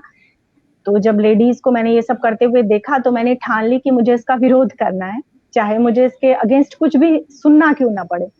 तो मैंने और अब मेरे पति ने उसमें बहुत साथ दिया और हमने डट के उसका विरोध किया। और आज मैं उस गांव में अकेली बहू हूँ जो पर्दा नहीं करती। और वो लोग जितना उस वक्त उन्होंने मुझे कहा था कि जैसा होता है कि आप धारा के विपरीत चलो तो हर आदमी बुरा कहता है, तो उस वक्त जिन्होंने भी बुरा कहा आज वो बहुत सराहते हैं मुझे, क्योंकि मुझे लगता है कि जो व्यवहार होता है, जो शर्म होती है, वो आंखों की होनी चाहिए, ना कि पर्दे की।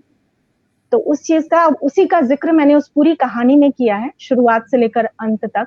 इसके अलावा एहसास एक कहानी है, एक अधूरी जिंदगी की कहानी है, एक औरत की जो मुझे मिली थी और मैंने उसकी तन्हाई में काफी मदद की थी, बेनाम तन्हाई के नाम से। तो ऐसी ही कहानियां हैं जो मेरी जिंदगी से रिलेट करती हैं, कुछ भी फैंटेसी नहीं है उसमें, मैंने एक वास्तविकता को दिखाने की कोशिश की है।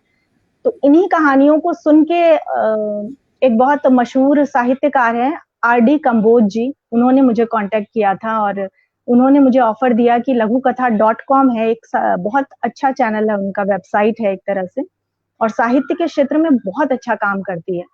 उन्होंने मुझे प्रपोजल दिया था कि आप एक कहानी, एक लघु कथा हमारे चैनल के लिए आप वॉइस ओवर कर दें तो बहुत अच्छा रहेगा। तो तब से लगभग 1.5-2 साल हो गए हैं मैं उनके लिए वो एक कहानी, एक लघु कथा जो है वो वॉइस ओवर करती हूँ, और वो लघुकथा.com के चैनल पर आप सुन सकते हैं। तो इसी तरह जब भी वक्त मिलता है मैं कहानी लिख के अपने YouTube चैनल पे भी डाल देती हूँ। जैसा कि पहले कहा कि जबरदस्ती कुछ नहीं करती, जब आता है ख्यालों में तो आ जाता है तो लिख देती हूँ, नहीं तो फिर जो है वो चल रहा है। जब तक आप पूरी इस दुनिया का मुशाहिदा करती हैं, ये बहुत अच्छा है, क्योंकि जब तक आदमी देखे नहीं तो लिखा नहीं जाता है। ये बहुत ही अच्छी बात है।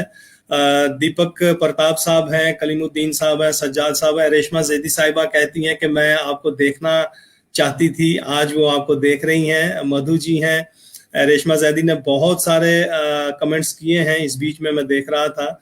तो आप अफसाना अच्छा लिखती हैं, वो कह रही हैं।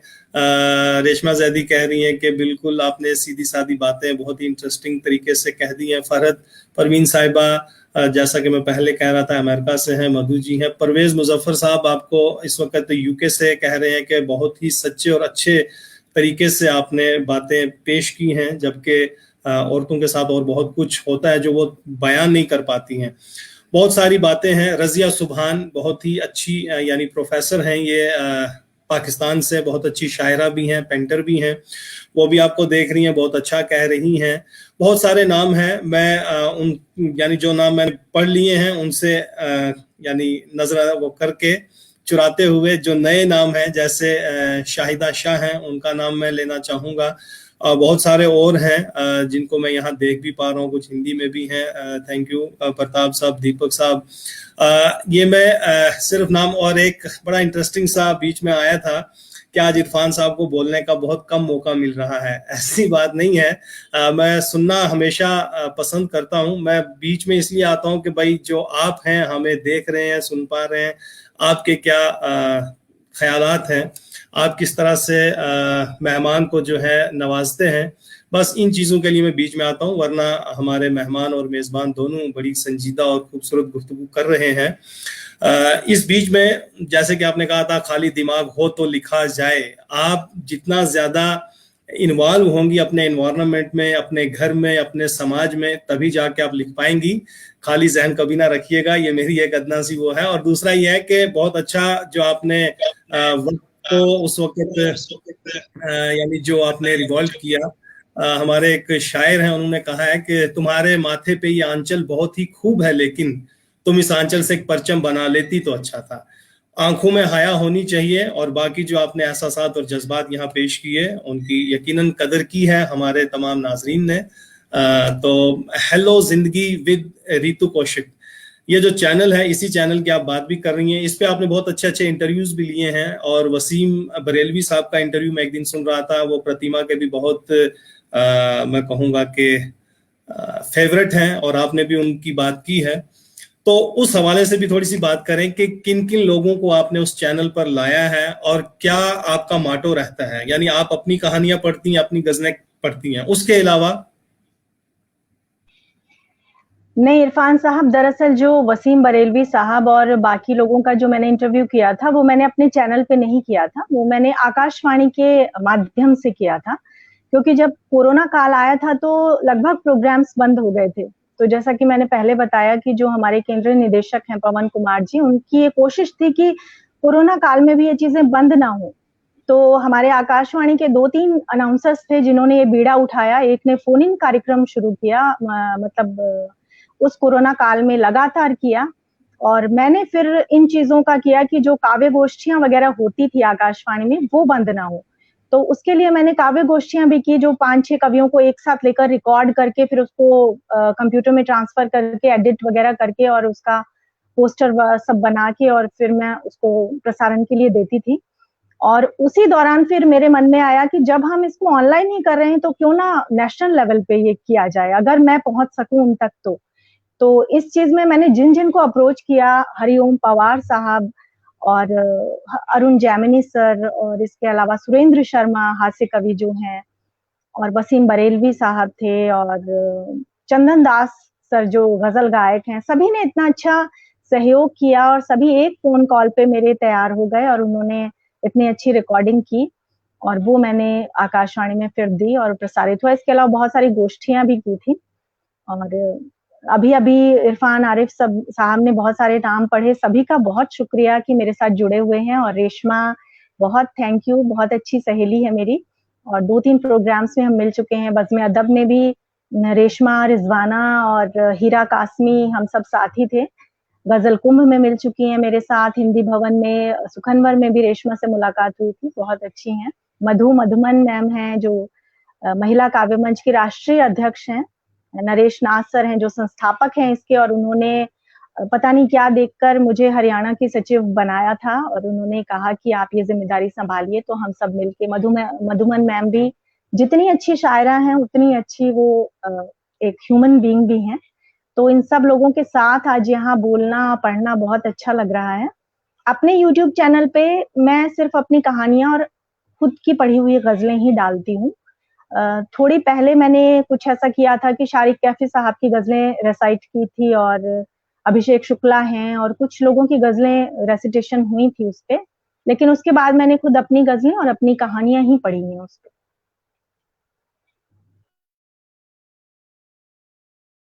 जी प्रतिमा, जी मैं आप ही के इंतजार में रहता हूँ। जी जी, बोले बोले। जी मुझे लगता है कि हम लोग की जो बातचीत है वो 1 घंटे का हम लोगों का जो मियाद होती है वहाँ तक हम लोग पहुँच गए। तो अब हम लोगों को वो बातें करनी है जो छूट ना जाए, इस चक्कर में हम लोग जल्दी-जल्दी खोजते हैं और पूछते हैं। मैं एक सवाल लेकर आई थी आज, ख़ास तौर पे आज शाम के लिए ऋतु जी के लिए, कि ऋतु जी, एक अनाउंसर के तौर पर, एक एंकर के तौर पर आपको क्या लगता है कि जितना आपने अपनी ज़बान को माँझा और गज़लों के करीब आप आई, उर्दू शेर व शायरी के करीब आई, क्योंकि हम उर्दू का, ये हमारा बकाए उर्दू का प्रोग्राम है, तो हम बार-बार इस बात को याद रखते हैं कि हम यहाँ पे जब हम बात कर रहे हैं तो उर्दू ने हमारी ज़िंदगी में क्या बदलाव लाया और हमने उर्दू को क्या कंट्रीब्यूट किया, इस पर भी हम ज़रूर बात करें। और ख़ास तौर पे अगर हम उर्दू ज़बान से नहीं आते हैं, बेसिक एजुकेशन हमारी उस लैंग्वेज में नहीं हुई थी तब। तो आपको क्या लगता है कि हमारे पेशे में, हमारे काम में जो एंकर अनाउंसर का काम होता है या राइटर का काम होता है, उसमें उर्दू से जुड़कर आपको क्या मिला? आपने कितना कुछ दिया और कितना कुछ पाया? आज अगर मैं आपसे पूछूं हिसाब-किताब करने के लिए, तो आप हमारी तहरीक के मंच के माध्यम से क्या कहना चाहेंगी? देखिए प्रतिमा जी, जो हम नॉर्मल जो बोलचाल भी करते हैं अपनी, जो वो भी एक शुद्ध हिंदी नहीं होती है, मिली-जुली भाषा है ये, और जो आज़ादी से पहले से चली आ रही है मैं कहूँगी। तो जो हम नॉर्मल अपने घर में भी बात करते हैं उसमें 40-50% उर्दू के शब्द होते ही हैं। और बात करूँ अगर अनाउंसर या प्रेज़ेंटर की, तो उनकी जो लैंग्वेज होती है उसमें उर्दू का आना बहुत सहज हो जाता है। कई बार तो हमें पता भी नहीं चलता कि हम उर्दू बोल रहे हैं या हिंदी बोल रहे हैं, क्योंकि शुद्ध हिंदी में आप सिर्फ जो हमारी आइडेंटिटी अनाउंसमेंट है वही कर सकते हैं कि शक संवत 1942 का जो भी हम कहते हैं कि आज शुक्रवार है, शक संवत 1973 का ये दिन और ये। तो वहां तक हिंदी ठीक है, लेकिन जब प्रोग्राम्स की बात आती है, चाहे वो गजलों की कंपेयरिंग हो या फिर किसी गानों की कंपेयरिंग हो या फिर किसी हालात की कोई भी चीज हो जो आज के करंट टॉपिक्स हो, किसी पे भी बोलना हो, उर्दू का आना लाजिम है उसमें। तो मुझे लगता है कि बहुत बड़ा योगदान है इस भाषा का। हिंदी के साथ साथ उर्दू का होना बहुत जरूरी है और बहुत सहज है मेरे ख्याल से। अंग्रेजी उतना अस्तित्व नहीं रखती मेरे ख्याल से जितना हिंदी और उर्दू रखती हैं। और एक चीज मैं आपसे और पूछूंगी अनाउंसर होने के ही रेफरेंस में, कि आमतौर पर अब हम देखते हैं, ये मेरा अपना पर्सनल एक्सपीरियंस है, कि जो नए लोग आए हैं इस काम के लिए आगे आए हैं और बड़े शौक से खुद सेलेक्ट किया है, चुनाव किया है, इंतखाब किया है कि मुझे एंकर होना है, अनाउंसर होना है, मगर वो भाषा की शुद्धता पर उतना ध्यान नहीं रखते। और ना सिर्फ नहीं रखते बल्कि उन्हें बताओ तो वो कहते हैं क्या फर्क पड़ता है, कोई बात नहीं, क्या फर्क पड़ जाएगा, आपको समझ में आ गया। तो इसके लिए आपको क्या कहना है?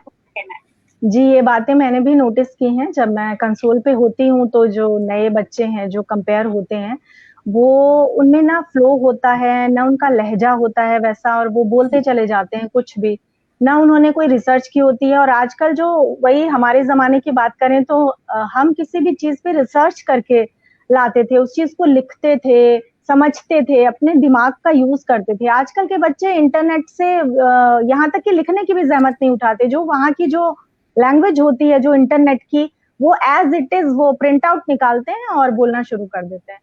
तो वो मुझे लगता है कि उनकी खुद की क्रिएटिविटी नहीं है, वो मर रही है एक तरह से क्रिएटिविटी, और भाषा पे भी पकड़ नहीं है, उनका उच्चारण पे भी कोई पकड़ नहीं है, और वो सीखना भी नहीं चाहते। सबसे बड़ी बात होती है सीखने की। अगर आपके अंदर ये है कि मुझे कोई सामने वाला बता रहा है और मैं उस चीज को करेक्ट कर लूं, तो वो बहुत बड़ी बात है।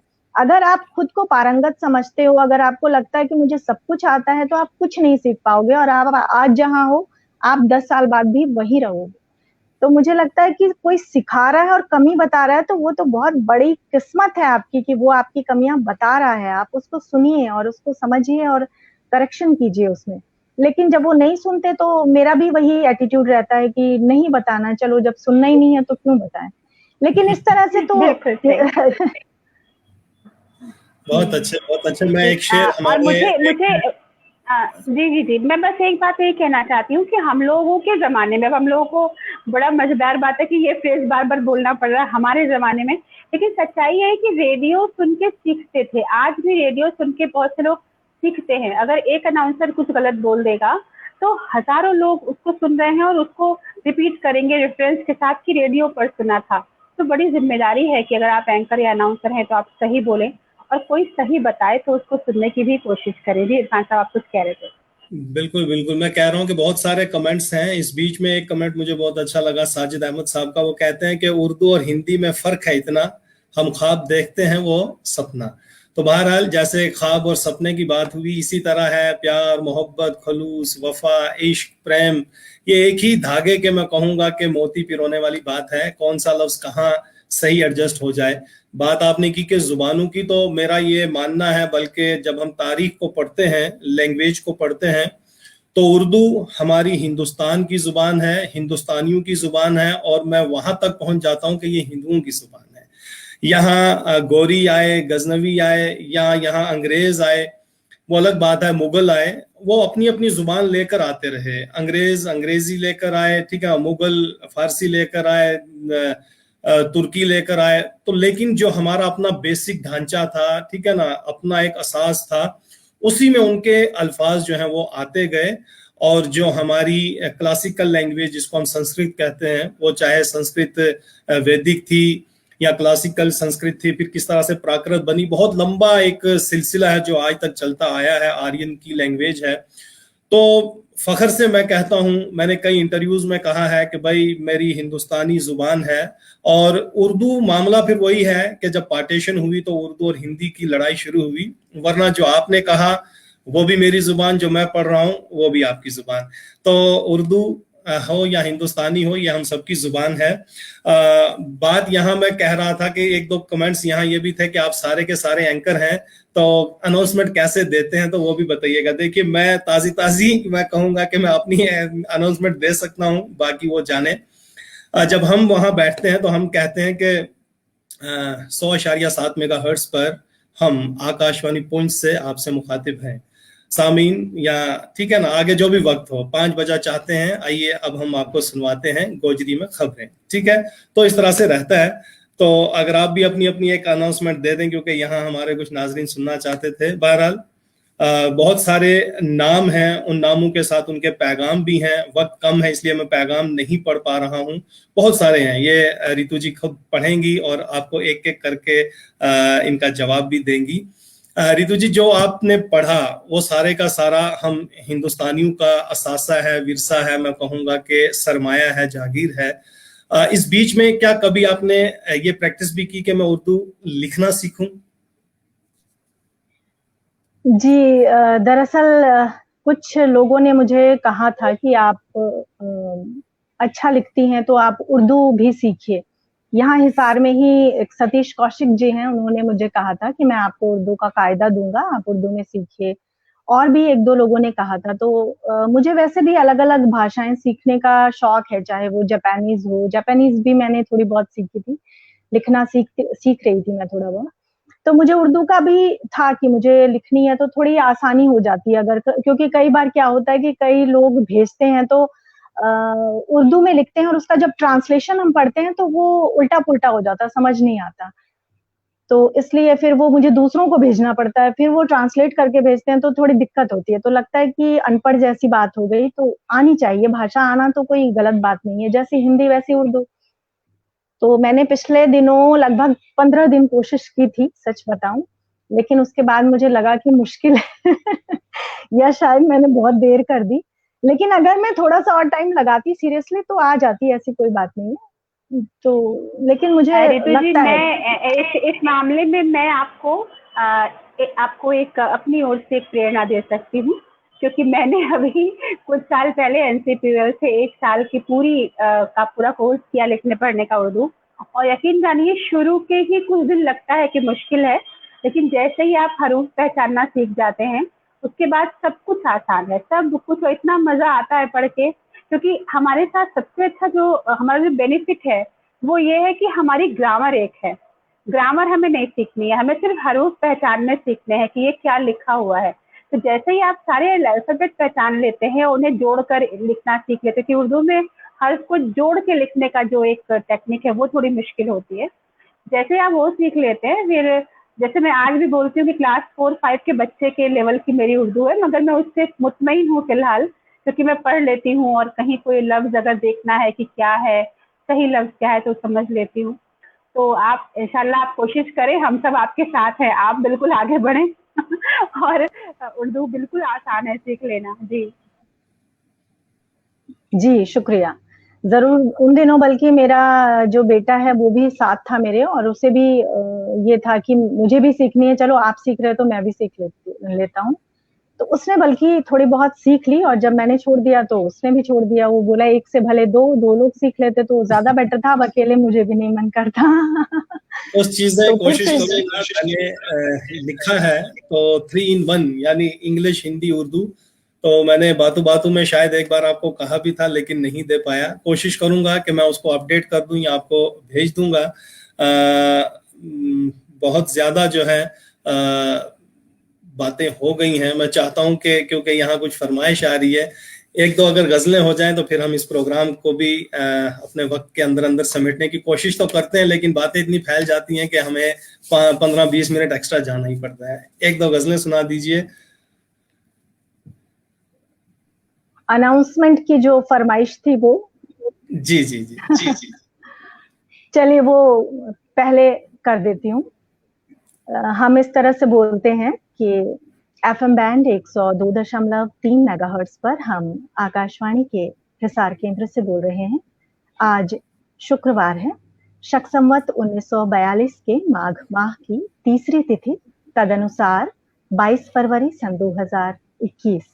इस समय स्टूडियो की घड़ी में सुबह के 9:30 और 20 सेकंड हुए हैं। आरंभ होती है हमारी प्रातःकालीन सभा। बहुत बहुत। जी, अब वक्त और तारीख गड़बड़ हो गई, उसके लिए क्षमा कीजिएगा। ये तो हम एक ट्रायल दे रहे थे। जी, गजल मैं रख रही हूँ, मतलब कुछ यूं है कि पुराने जख्म का हिस्सा पड़ा है, पुराने जख्म का हिस्सा पड़ा है, मेरे हाथों में एक वादा पड़ा है। पुराने जख्म का हिस्सा पड़ा है, मेरे हाथों में एक वादा पड़ा है, और मेरी खुशियां भी हैं मुहताज तेरी, मेरी खुशियां भी हैं मुहताज तेरी, भरी बरसात में सूखा पड़ा है। मेरी खुशियां भी हैं मुहताज तेरी, भरी बरसात में सूखा पड़ा है। और शेर है कि भिगो ले खुशबुओं में खत को चाहे, भिगो ले खुशबुओं में खत को चाहे, तेरे हरफों में दुख बिखरा पड़ा है। भिगो ले खुशबुओं में खत को चाहे, तेरे हरफों में दुख बिखरा पड़ा है। और गिरी थी रात शायद ओस छत पर, गिरी थी रात शायद ओस छत पर, मेरे पौधों का सर गीला पड़ा है। गिरी थी रात शायद ओस छत पर, मेरे पौधों का सर गीला पड़ा है।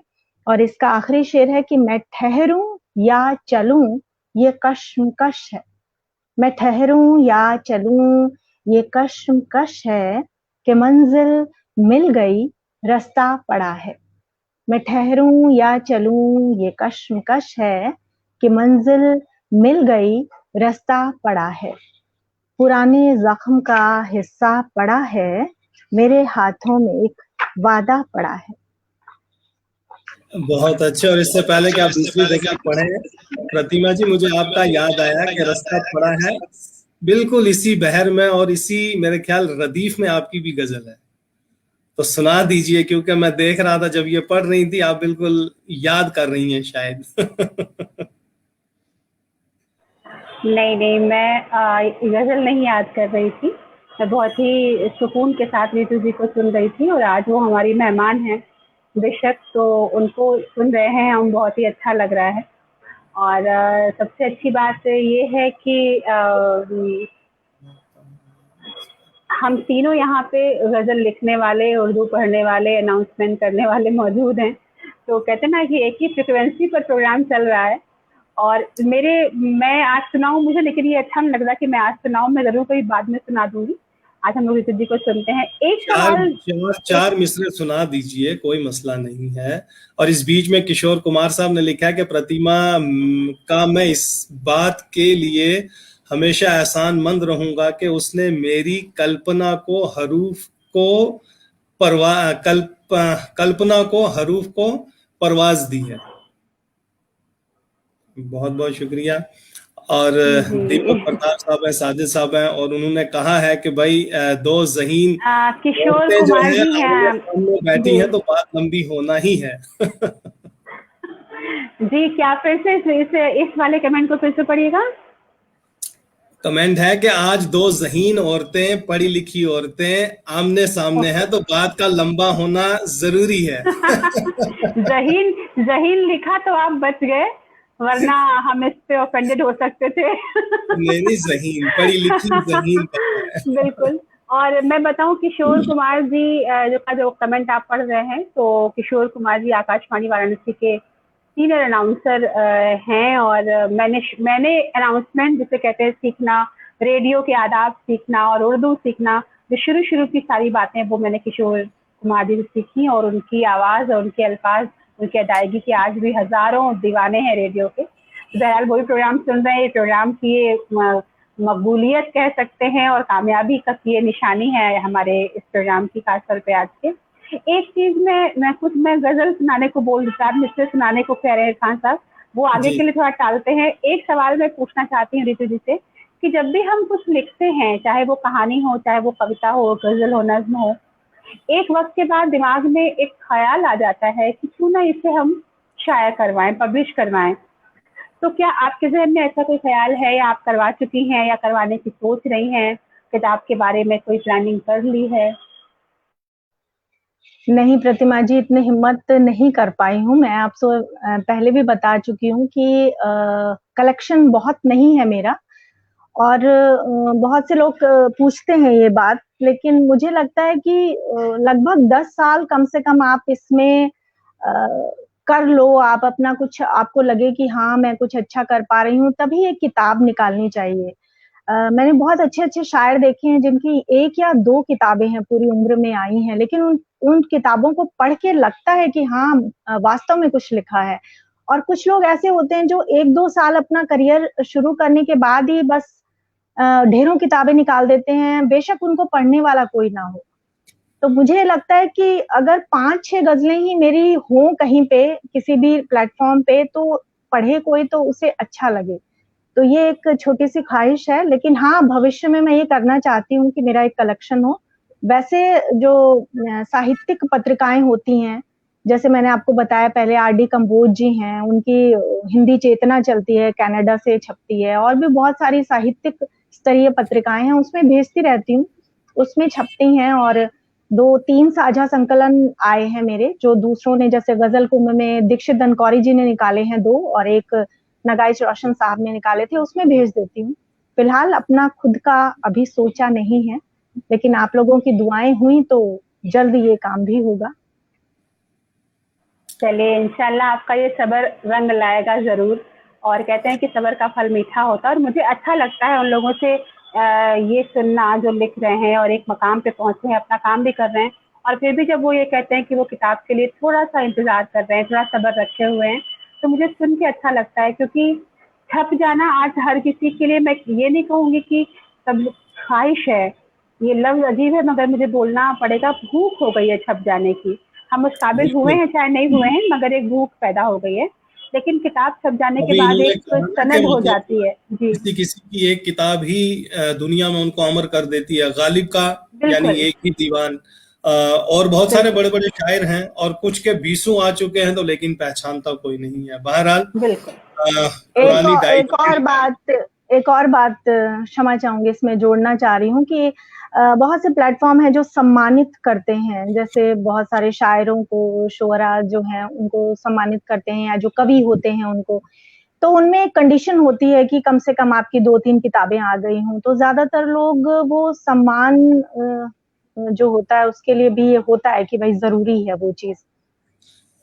लेकिन मुझे लगता है कि आप जो लिख रहे हो, जो दूसरों तक पहुँचा रहे हो, अगर वो अच्छा है और आप सैटिस्फाइड हो, तो वही आपका सबसे बड़ा सम्मान है।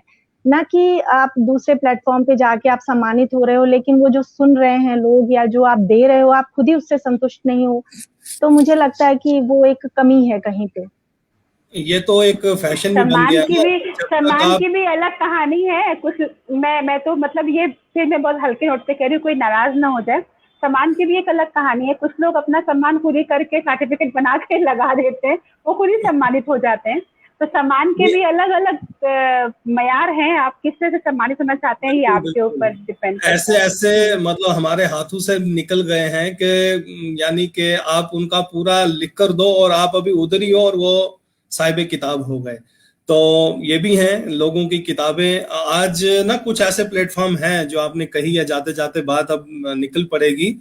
कुछ लोग उन्हीं को इम्पोर्टेंस देते हैं जिनकी किताब आ चुकी हो, कि भाई हाँ इनकी किताब आ गई है, इनको जरूर बुलाइएगा। और कोई कितना अच्छा शायर है, लेकिन उनको कहा जाएगा कि नहीं अभी इनकी किताब नहीं आई है, तो लिहाजा अभी रहने दें। तो बाद में से बात निकलती जा रही है। तो प्रतिमा, कुछ पुरानी डायरी के पन्ने को याद करके ही सुना दो, ये किशोर साहब कह रहे हैं। तो परवेज साहब का भी कहना है, और साजिद साहब कह रहे हैं कि मौका भी है, दस्तूर भी है। प्रतिमा साहिबा के हवाले से ये बात लिखी गई है।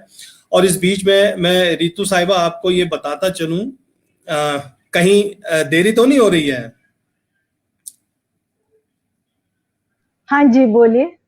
जी जी, मैंने कहा देरी तो नहीं हो रही है, कहीं आपको निकलना हो तो फिर हम। नहीं, निकलना नहीं है, वो बस बच्चे हैं ना घर में। अच्छा अच्छा, नहीं नहीं, बस दो चार लम्हों की बात है।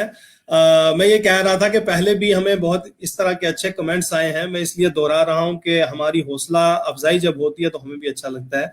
कपिल शर्मा का शो हो या उल्टा चश्मा, कई लोगों ने ये लिखा, हमें कई बार लिखा कि उल्टा चश्मा हो या उसको छोड़ के मैं बैठा हूँ जी, मेरा बड़ा फेवरेट था। कपिल शर्मा का शो मेरा पसंदीदा है लेकिन उसको छोड़ के बैठा हूँ। आज क्योंकि आईपीएल हर तरफ है तो खुद हमारे 2-3 नाजरीन ने लिखा है कि आईपीएल जैसा प्रोग्राम छोड़ के बैठे हैं, तो गुफ्तगू सुनना हमें अच्छा लग रहा है। बहुत बहुत शुक्रिया।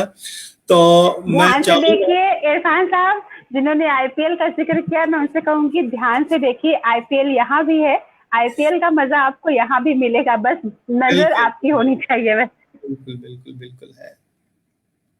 तो मैं चाहूंगा कि आखिरी गजल हम रितु साहिबा से सुनने से पहले एक आप सुना दीजिए, 2-4 मिसरे, 2-4 शेर, और उसके बाद रितु जी अपनी आखिरी गजल पेश करेंगे और हम इस प्रोग्राम को जो हमारे नाजरीन देख रहे हैं उन तक या उनसे हम चाहेंगे, क्योंकि जब फरमाइशें आती हैं तो आप तक पहुंचाना मेरा फर्ज है। कुछ लोग हैं जो इंतजार में हैं जी।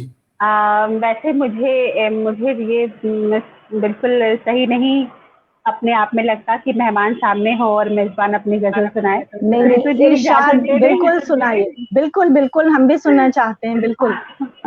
और सामाइन का हुक्म है तो टाल नहीं सकती, और मेरे लिए भी, मैंने हमेशा कहा है कि तहरीक बकाए उर्दू से जुड़ना मेरे सीखने का सिलसिला रहा है। तो अपनी एक गजल, और मैं भी कमोबेश उसी नाव की सवार हूँ जिस पर रितु जी सवार हैं, कि अपने से ही सीखना, अपने से ही लिखना, अपने से ही इस्लाह करना और गुनगुना कर लिखना और समझना कि जो लिखा गया उसको समझने की कोशिश करना। तो ऐसी एक गजल है, उसका मतला और चंद अशार और मक्ता पेश करती हूँ कि तमाम उम्र इसी गम में मुब्तला गुजरी, तमाम उम्र इसी गम में मुब्तला गुजरी, जो लोग इश्क में टूटे थे उन पे क्या गुजरी। तमाम उम्र इसी गम में मुब्तला गुजरी, जो लोग इश्क में टूटे थे उन पे क्या गुजरी। और शेर है कि सुलगता दश्त था या डूबती हुई कश्ती, सुलगता दश्त था या डूबती हुई कश्ती, हयात थी ही नहीं जो तेरे सिवा गुजरी। हयात थी ही नहीं जो तेरे सिवा गुजरी, सुलगता दश्त था या डूबती हुई कश्ती, हयात थी ही नहीं जो तेरे सिवा गुजरी। और अगला शेर है कि उसी के होके रहे और उसी को पा न सके। वाह। उसी के होके रहे और उसी को पा न सके, ये जीस्त मेरी तमन्ना से कुछ जुदा गुजरी। वाह। ये जीस्त उसी के होके रहे और उसी को पा न सके, ये जीस्त मेरी तमन्ना से कुछ जुदा गुजरी। और मक्ता है कि बहुत स्याह थी, लंबी थी, शुक्र अल्लाह का। वाह। बहुत स्याह थी, लंबी थी, शुक्र अल्लाह का, सहर तो आई चलो रात की बला गुजरी। सहर तो आई चलो रात की बला गुजरी, तमाम उम्र इसी गम में मुब्तला गुजरी, जो लोग इश्क में टूटे थे उन पे क्या गुजरी। बहुत बढ़िया, बहुत खूब। तो मैं रितु कौशिक अब आपसे ही गुजारिश करता हूं कि इससे पहले कि हम जुदा हों और ये खूबसूरत समा बंधा हुआ है, तो एक गजल आपकी जुबानी और सुनना चाहेंगे। और बहुत ही एक अच्छा समा बंधा हुआ है, जब आप देखेंगी इसको बाद में तो आपको भी एहसास होगा कि वाकई एक अच्छे मूड में थे ये सारे लोग, और इसीलिए मैं भी आपसे गुजारिश कर रहा हूँ कि एक गजल और। पहले एक शेर अर्ज करना चाहती हूँ कि बीमारी में उसने इतना प्यार दिया, बीमारी में उसने इतना प्यार दिया, अच्छा होना रास नहीं आया मुझको। वाह वाह वाह, क्या जिंदाबाद। ये बिल्कुल मैंने अपने घर के माहौल को देखते हुए लिखी थी। उन दिनों मैं बीमार थी और उसी पर ये शेर हुआ था कि बीमारी में उसने इतना प्यार दिया, अच्छा होना रास नहीं आया मुझको। एक गजल पेश कर रही हूँ। मतलब कुछ यूं है कि जीस्त को इतना भी दुश्वार नहीं होना था, वाह जीस्त को इतना भी दुश्वार नहीं होना था, सिर्फ सांसों में गिरफ्तार नहीं होना था। वाह जीस्त को इतना भी दुश्वार नहीं होना था, सिर्फ सांसों में गिरफ्तार नहीं होना था। और बेकरारी न जुनू और न वफा की शिद्दत, बेकरारी न जुनू और न वफा की शिद्दत, आपको इश्क का बीमार नहीं होना था। क्या बात है। बेकरारी न जुनू और न वफा की शिद्दत, आपको इश्क का बीमार नहीं होना था। और थे बहुत लाजमी शिकवे गिले अपने लेकिन, थे बहुत लाजमी शिकवे गिले अपने लेकिन, ये तमाशा सरे बाजार नहीं होना था। क्या थे बात। बहुत लाजमी शिकवे गिले अपने लेकिन, ये तमाशा सरे बाजार नहीं होना था। और मुझसे होके तू निकलता तेरी मंजिल पाने, मुझसे होके तू निकलता तेरी मंजिल पाने, काश दर होती मैं दीवार नहीं होना था। वाह बहुत अच्छा। मुझसे होके तू निकलता तेरी मंजिल पाने, काश दर होती मैं दीवार नहीं होना था। और इसका आखिरी शेर की कट रहा था बड़े ही चैन से सांसों का सफर, कट वाह रहा था बड़े ही चैन से सांसों का सफर, बद्दुआओं को असरदार नहीं होना था। कट रहा बहुत था बड़े ही चैन से सांसों का सफर, बद्दुआओं को असरदार नहीं होना था। जिस्त को इतना भी दुश्वार नहीं होना था, सिर्फ सांसों में गिरफ्तार नहीं होना। शुक्रिया। बहुत ही खूबसूरत। बहुत खूबसूरत। परवेज साहब जब इतनी खूबसूरत शायरी ये शायरात कर रही हो तो बीच में मेरा बोलना अच्छा नहीं है, लेकिन इन्होंने मंजिल और सांसों की बात की तो अपने दो चार शेर क्योंकि फरमाइश की है तो मैं सिर्फ इन्हीं के उससे मुझे याद आ गया मंजिल और सांसों के हवाले से कि चलो राहत है दुनिया में अभी ईमान बाकी है, चलो राहत है दुनिया में अभी ईमान बाकी है, हजारों वहशतों के दरमिया इंसान बाकी है। चलो राहत है दुनिया में अभी ईमान बाकी है, हजारों वहशतों के दरमिया इंसान बाकी है। मचलता है ये दिल अब तक तेरी यादें भी है जिंदा, मचलता है ये दिल अब तक तेरी यादें भी है जिंदा, अभी मैं मर नहीं सकता तेरा अरमान बाकी है। और ये शेर के तेरी खुशबू है सांसों में तेरी आहट है हर धड़कन, तेरी खुशबू है सांसों में तेरी आहट है हर धड़कन, मेरे इस जिस्म फानी में तेरा सामान बाकी है। मुझे आईना दो मैं भी तो देखूं गौर से खुद को, मुझे आईना दो मैं भी तो देखूं गौर से खुद को, मेरे चेहरे पे किसकी अब तलक पहचान बाकी है, मेरे चेहरे पे किसकी अब तलक पहचान बाकी है। और मंजिल की आपने बात की थी तो है मंजिल दूर हम भी आबला पा है बहुत लेकिन, है मंजिल दूर हम भी आबला पा है बहुत लेकिन, नहीं रुकने की ये तहरीक जब तक जान बाकी है, नहीं रुकने की ये तहरीक जब तक जान बाकी है। मिटाने आएंगे वो और थक कर लौट जाएंगे, मिटाने आएंगे वो और थक कर लौट जाएंगे, कि सच कायम रहेगा जब तलक इरफान बाकी है, कि सच कायम रहेगा जब तलक इरफान बाकी है। बहुत बहुत शुक्रिया, बहुत ही खूबसूरत ये महफिल थी।